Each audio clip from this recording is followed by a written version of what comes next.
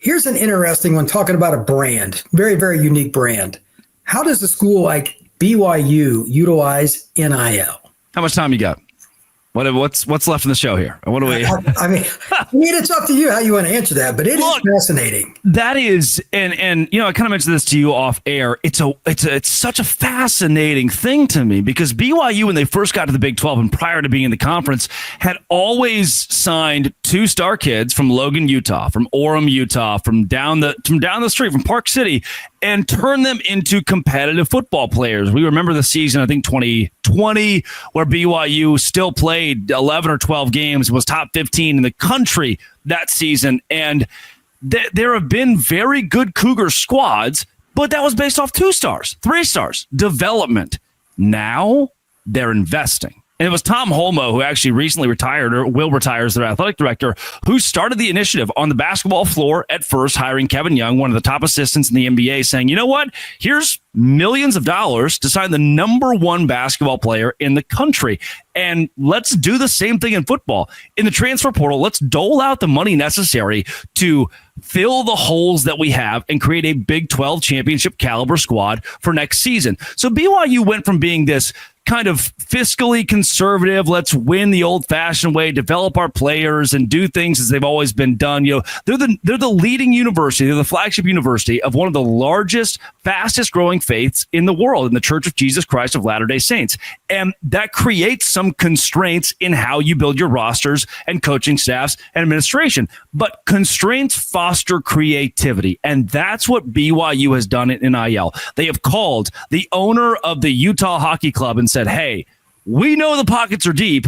What do you got for us? And it seems as though every phone call they're making, even to like a Danny Ainge, who could be their next athletic director, has paid off for them. And that money is no longer going toward, all right, we'll put some toward this new building or that new building, this new facility. But they're catching up with the rest of college football and saying, hey, we don't need a new Whirlpool. We need that $1 million to go to a player who will be on our team next season. BYU has gone from old school, old fashioned to let's do things the 2025 version of college football, the 2025 way, and pay our players. Huge for the Cougars. And again, considering they're a flagship of an entire faith, that is a perfect storm to create the bell cow of the Big 12.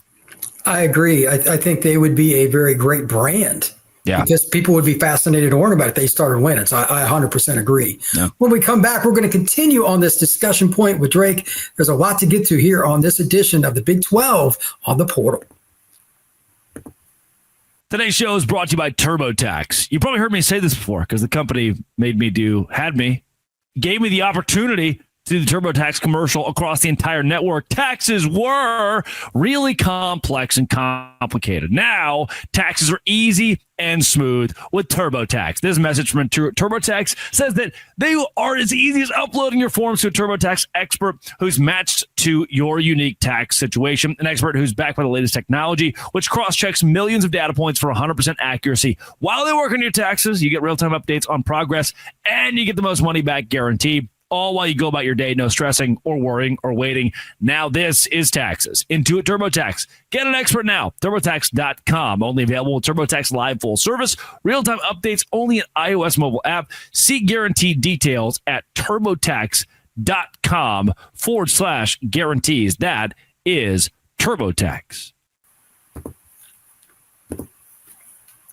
Baylor, a school that you might know a thing or two about, Drake. That is the next. This is a steal question for you. It's like, you should just already know this. Dave Aranda has had a unique run there. They got hot last year. Do you think that their NIL, they got some cash there, as you well know. Do you think their NIL is going to let them, especially coming off pretty good end of last year, take another step? And if so, why? Baylor has every chance to do that, but where they're going to adjust away from NIL will be even more key, and that's toward revenue sharing. So I bring this up on every show I do, and the reason I do is because it is the perfect example of where college football is going. Jamie Pollard at Iowa State, the athletic director, said, hey, we're going to pause our upgrades to our basketball arena and our new wrestling facility. Why? Revenue sharing. I can't spend $22 million a year on my football players, mostly football players, right now without going broke. For Baylor University, they can.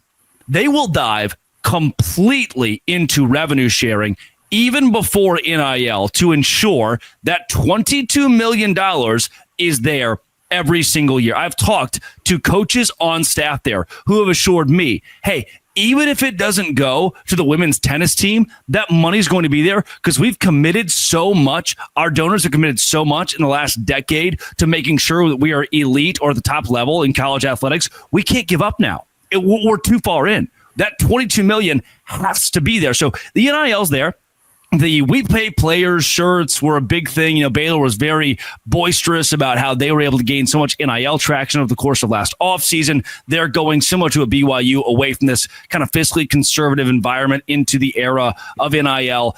And what's going to be different about the Bears, and TCU's in this category as well, is revenue sharing will be at the top of their concerns, the top of their list as private schools moving forward. Those private schools have a lot of money trickling through them. They always like to play the victim, like, oh, well, this is tiny private school. Hey, Drayton McClain, who owned the Astros, built your football stadium. The Fudge family, who've got billions of dollars, they just built your new indoor football practice facility. The Hurd, Mark Hurd, was the former CEO, the late Mark Hurd, former CEO of Oracle. He's got a lot of money. And guess what?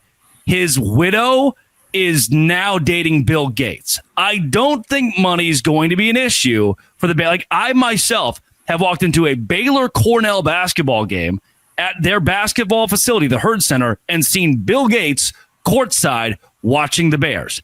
That doesn't hurt in the NIL era of college football. You're going to be okay when the names like that are alums or donors for your university.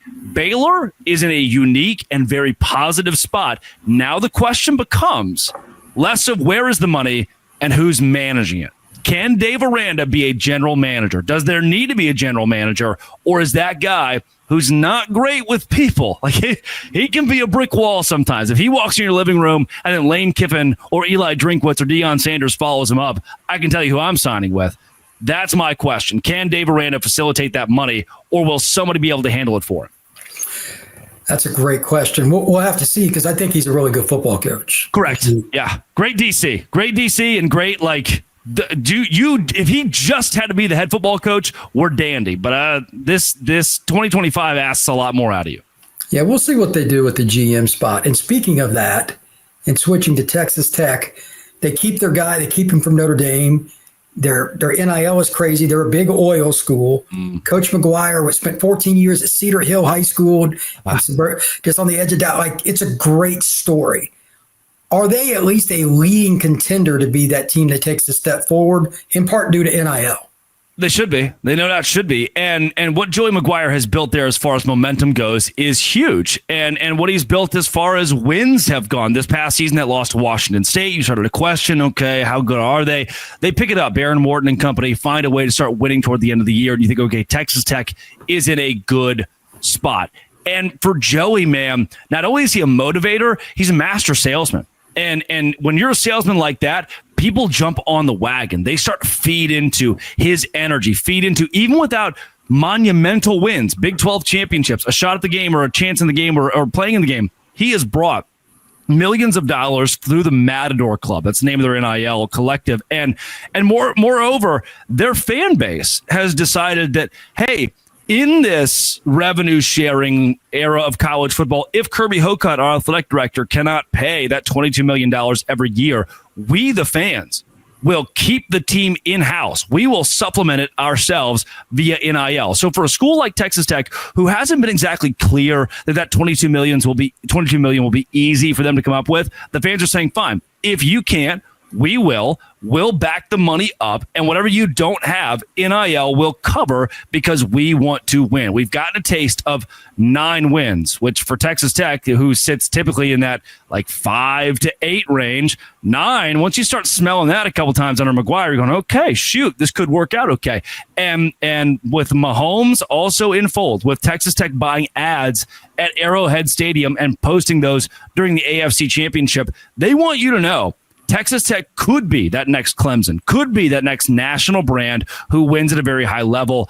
And I believe that with the Matador Club and their commitment to it, they'll do that.